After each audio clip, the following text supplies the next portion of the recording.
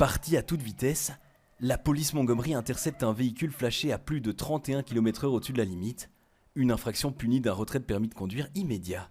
Les 10 premiers km/h au-dessus de la vitesse maximale autorisée sont facturés ou en tout cas verbalisés à 53 euros.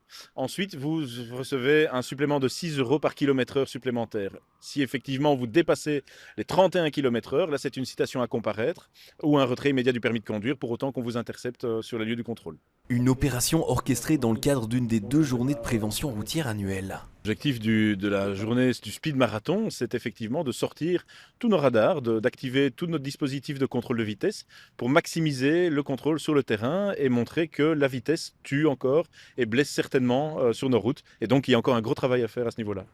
Placé sur les abords de l'avenue de Tervuren entre Merode et Montgomery, un premier véhicule banalisé se charge de disposer le radar ainsi que de contrôler les vitesses.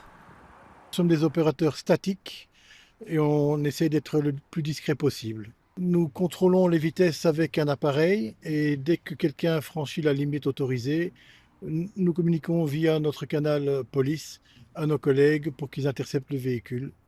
Au total, ce sont plus de 1200 véhicules qui ont été contrôlés au terme de cette phase de l'opération, pendant plus de 2 heures de contrôle.